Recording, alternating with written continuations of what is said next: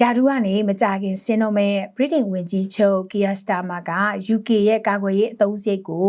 လာမယ့်2029ခုနှစ်မတိုင်ခင်တစ်နှစ်ကိုဗြိတိန်ပေါင်80ဘီလီယံအမေရိကန်ဒေါ်လာနဲ့ဆိုရင်105ဘီလီယံနီးပါးအထိရောက်အောင်တိုးမြင့်သုံးစွဲသွားမယ်လို့ကြေညာလိုက်ပါတယ်။ဝန်ကြီးချုပ်စတာမာကနိုင်ငံတော်ကာကွယ်ရေးအတွက် GDP ရဲ့ဒီ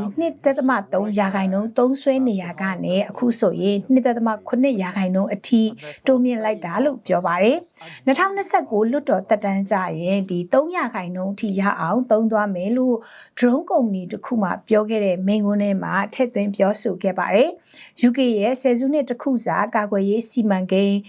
DIP ရဲ့အဓိကအပိုင်းကြီး၄ခုမှာသုံးစွဲသွားမှာပဲဖြစ်ပါတယ်။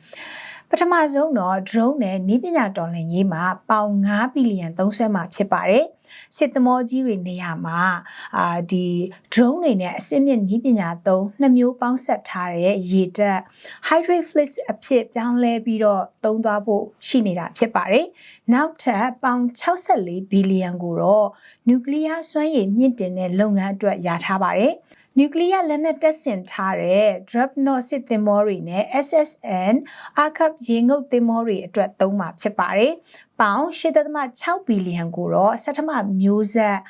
ဒီတိုက်လေယာဉ် project မှာသုံးဖို့ရထားပါတယ်။အီတလီဂျပန်နိုင်ငံတို့နဲ့ပေါင်းပြီးတော့ဒီပူးပေါင်းပြီးတော့ပေါ့လေနောက်ဆုံးပေါ်ကမ္ဘာအဆင့်မြင့်ဆုံးဆဋ္ဌမမျိုးဆက်တိုက်လေယာဉ်တွေကိုထုတ်လုပ်ဖို့ဂတိကဝတ်ကိုတက်တန်းတိုးလိုက်ပါတယ်။နောက်ဆုံးကတော့ဒီပစ္စမမျိုးဆက်လေယာဉ်သစ်တွေဝယ်ယူတဲ့နေရာမှာအသုံးပြုဖို့ဖြစ်ပါတယ်။ American ထုတ် F-35A တိုက်လေယာဉ်12စီးကိုအသစ်ဝယ်ယူသွားမှာဖြစ်ပါတယ်။သတင်းထောက်တွေကဒီဘတ်ဂျက်ဟာဆိုရင်2030ပြည့်နှစ်မှာရုရှားနဲ့ဖြစ်လာနိုင်တဲ့စစ်ပွဲကို